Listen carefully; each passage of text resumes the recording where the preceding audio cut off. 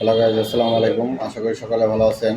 আজকে আবার আপনাদের মাঝে নতুন কিছু গল্প নিয়ে হাজির হলাম। আজকের গল্পটির নাম হচ্ছে অন্তরে আছো তুমি। অনেক সুন্দর একটি গল্প।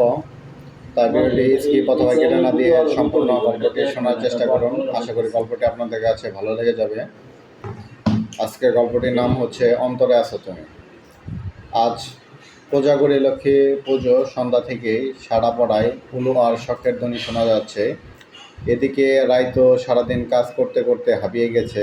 বাইরের কাজটা বাবা দেখলেও ঘরের কিছু কাজে এবার মায়ের সঙ্গে হাত মিলিয়ে কাজ করেছে। মেয়ের এইরকম আচরণে রায় এর মা প্রচণ্ড অবাক হয়ে যাচ্ছেন। আসলে যে মেয়ে সারাদিন ফোনে মুখ গুজে পড়ে থাকে, সে হঠাৎ আজকে দিনের মায়ের সঙ্গে কাজ করছে, অবাক হওয়ার মতোই ব্যাপার। সারা বাড়িতে আলপনা দেওয়া, কল কাটা, নাড়ু বানানো সব কাজে মাকে সাহায্য করছে। পাড়ার প্রত্যেকটা বাড়ির মতো ওদের বাড়ির সন্ধ্যাবেলায় উলু আর শঙ্খধ্বনিতে মা লক্ষ্মী পুজো সম্পন্ন হয়। পুজো শেষ হলেই সুযোগ বুঝে রায় চারটে নাড়ু হাতের মুঠোয় নিয়ে নেয়। রায়ের মা অন্য মনস্ক ছিলেন বটে, তবে রায় ঠাকুর ঘর থেকে বেরোতে গেলেই রায়ের কানটা টেনে ধরেন। তারপর জোর গলায় বলেন, কি পাজি মেয়ে, রাখ বলছি নাড়ু। পুজো শেষ হতে না হতেই টপাটপ মুখ পুড়ে দেবে। ভুলে গেলি নাকি কিছুক্ষণ পরে আত্মীয় স্বজনরা আসবে। ওমা, খায় না প্লেটে তো কত নাড়ু আছে। রায় বায়না করার ভঙ্গিতে বলল, একদম না।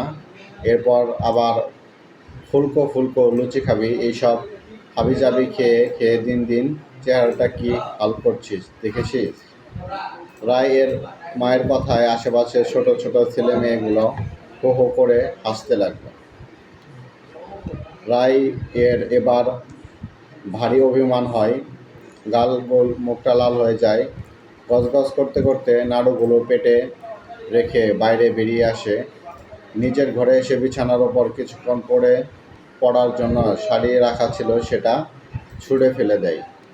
রায় এর এটা ভেবেই মাথা গরম হয়ে যাচ্ছে, মা ছোট ছোট বাচ্চাগুলোর সামনে ওকে মোটা বলল। অভিমানে নিজের গাল দুটো ফুলিয়ে বসে থাকলো। ছোট থেকেই মায়ের খুব ন্যাওটা, তাই মায়ের কোনো খারাপ কথা মনে খুব কষ্ট দেয় রায়কে। চোখ দুটো দিয়ে টপ টপ করে জল পড়ে যায়। একটু মোটাসোটা হওয়ার কারণে দেখতে যতই বড় মনে হোক, সবে এই বছর 18তে পড়েছে। অবশ্য 18 বছরের অনেকের মধ্যে ম্যাচুরিটি এসে যায়, কিন্তু রায়টা বড্ড ছেলে মানুষ, এখনও উল্টো পাল্টা বায়না করে। বেশ কিছুক্ষণ পরে ঘরের দরজায় আওয়াজ হতে বুঝতে পারে নিশ্চয় মা এসেছে। তাই আর একটু বেশি অভিমান দেখানোর জন্য উপর হয়ে শুয়ে পড়ল। রূপা দেবী, রায়ের মা, মায়ের কাছে এসে মাথায় হাত বুলিয়ে বললেন, ও রায়, নিয়ে নাড়ু খা। তাড়াহুড়ো করলে জিনিস তো আমার মাথা গরম হয়ে যায়। আমি খাবো না, যাও। রায় খুব অভিমান করে বলল, ওটা। সো গাইস, আপনারা তো গল্পটি শুনতেই পাচ্ছেন, অনেক সুন্দর একটি গল্প। এরকম আরও গল্প পেতে কমেন্ট বক্সে আপনারা কমেন্ট করে জানাতে পারেন কী ধরনের গল্প পেতে চান। আজকে ভিডিওটি এই পর্যন্ত। সকলে ভালো থাকবেন, সুস্থ থাকবেন। আসসালামু আলাইকুম।